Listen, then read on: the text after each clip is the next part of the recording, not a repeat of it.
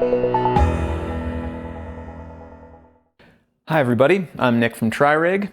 To ring in the new year, we're starting this series of videos to cover all aspects of equipment in the sport. So we wanted to start at the very beginning. What is the most core, foundational element of triathlon bicycle technology? Some of you might be thinking it's the aero bar, or some of you might be thinking it's the aero helmet, or some of you might be ahead of me a little bit. It's bike fit. Bike fit is the fundamental relationship between you and your bicycle. That core concept is the foundation for every ride and every piece of gear that we put on a tri-bike. And even if you think you have a real firm grasp on the subject, you might just learn something new here. Of course, bike fit is a vast concept and not something we could ever hope to adequately cover in a single video. So for our purposes today, we're just going to take a surface level dive at the fundamentals. What tri-bike fit is, what it means to get a bike fit, and the systems we use to measure bike fit. So, first off, number one, what is tri-bike fit? Essentially, a bike fit is your relationship to the bike at a few key points: the pedals, the saddle, and the handlebars. And where those points lie in space determines the physiology of your pedal stroke, the strains you're putting on your body, your ability to produce power, your aerodynamic profile, and more. If you've ever poked your head around a fit studio, you might have seen diagrams like this one. It's pretty basic. It's just those key points and how we set up the bicycle to hit them. Where your saddle sits, where your bars sit, their angles in space, etc. It's the blueprint for how you set up your bicycle.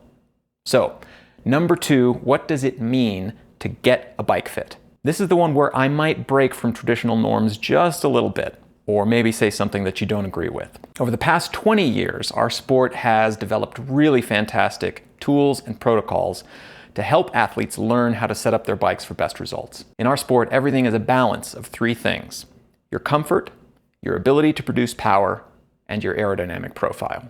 Depending on your fitter's skill level, the equipment available to them, and your own budget, you might end up skimping or completely ignoring those last two requirements about power and aerodynamics. But any fitter worth their salt should be able to set you up with a bike fit that is comfortable.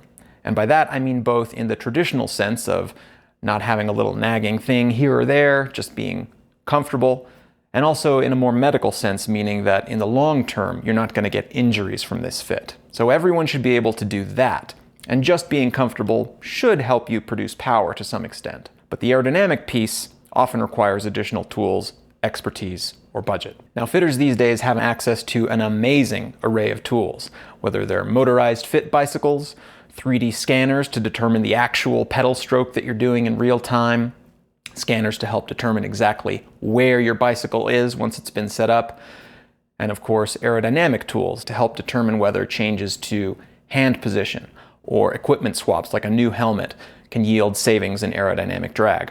But the critical piece that I feel like a lot of people either don't understand or maybe don't agree with is the concept that bike fit is just one set of coordinates for all times and for all purposes. Now, Dan Empfield, who is the founder of Slow Twitch and a godfather of triathlon bike fit, is fond of saying bike fit is immutable.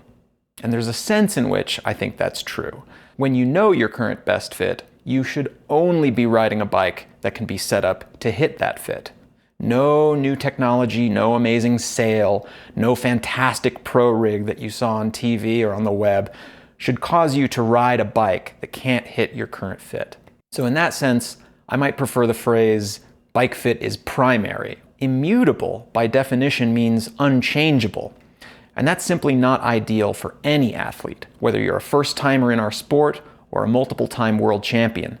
Every athlete, every single one, will benefit from changes to their fit over time. And this may be for one of several reasons: fitness improving, fitness deteriorating, injuries coming and going, changes in your own flexibility, improvements in our own understanding of bike fit and its relationship to aerodynamics. The list goes on. You know, I was getting a bit of tension in my forearms, having to have my wrist in that position with the straighter bar, and I think that was sending a bit of tension up into my neck and back. Okay. So this is a much more comfortable setup. It's a setup I've wanted to go to for a while, but like anything, it just takes time to set it up, and you need a good block of time to be able to test it and train with it. Don't be afraid to change your position on the bike as you learn, as you grow as an athlete, and make sure you have equipment that can accommodate that. That's the philosophy behind Tri-Rig's Alpha 1 aero bars and Sigma 1 stem, to be the simplest and most versatile solutions on the market to help you better achieve the optimal fit for where you are right now, but also for where you might be in the months and years to come. So that brings us to part 3. How do we measure bike fit? Now here I'm talking about fit systems, coordinates, not necessarily about the tools that we use. And even that is a pretty big can of worms, because there are tools and systems for measuring the bicycle, but also for you, the athlete on the bicycle. For now, I'm just going to focus on bike measurements. Our primary measurements concern the bike as viewed in profile, using a coordinate system with the bottom bracket as our origin or 0 point. From there, we discuss things in terms of stack, our vertical measurement, and reach, the horizontal measurement. For frames, we define their stack and reach to the top center of the top headset bearing. This is the point from which we can add additional cockpit components: spacers, stem, handlebar, and then finally arm cups, extensions, and shifters. Each of those components adds their own stack and reach. Our ultimate goal is to find the stack and reach to your arm cups, which are your primary point of contact to the bicycle. Of course, you're also going to contact the bicycle at the shifters, but since that's mostly determined by the length of your own forearm, what we really do is get the cups right and let the arms work themselves out from there. So let's say you've gone to a bike fitter and they've told you you need a pad stack of 620 millimeters and a pad reach of 510 millimeters to the center of the cup. But again, if you look at frame measurements, they only tell you the stack and reach to the headset, which isn't the measurement your fitter just gave you. For example, the size medium Tri-Rig Omni measures 525 millimeters of stack, 405 millimeters of reach. So we need another 85 millimeters of stack and 105 millimeters of reach to get to the cup. So how do you achieve that? The primitive way of doing this was by trial and error. Set up your bike, take some measurements, and see how close you got, and go from there. Or otherwise, you could try and calculate things using a bit of trigonometry, a little bit of math, get there using a series of individual component measurements. Both of these were a bit of a nightmare. And in fact, a surprising number of companies still leave you out in the cold this way. Fortunately, there's a better way. These days, any aero bar worth its salt, whether it's already part of a complete bicycle or it's available for sale independently, should come with a fit chart or some other kind of guide to help you determine how to set it up on your bike. That's how we designed the Alpha 1, with a dynamic web-based interface that will spit out a fit chart for you no matter what frame you're using, whether it's our own Omni frame or any other third-party frame. No one should ever have to calculate a cosine or an inverse tangent to set up their bicycle. So that's going to be all for today's very brief surface level look at bike fit. In future videos, we're going to explore other areas of this critical topic, like the relationship between your cups and your shifters, pad tilt and its effect, stance width, how wide your elbows go, and what effects that can have on your overall comfort and ability to produce power. There are literally an infinite number of ways to approach the subject of bike fit. But there's one more thing I want to mention. For 2024, we at Tri-Rig are going to be working harder to reach out to you, the triathlon community, through videos like this one. We've got a lot of great content in the works, but we'd also love to hear from you.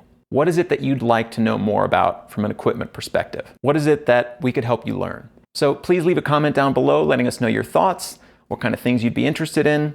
Give this a like if you'd like to see more videos like this pop up in your feed. And of course, to see the products that we make, head to tririg.com. Thank you so much for watching, and I'll see you next time.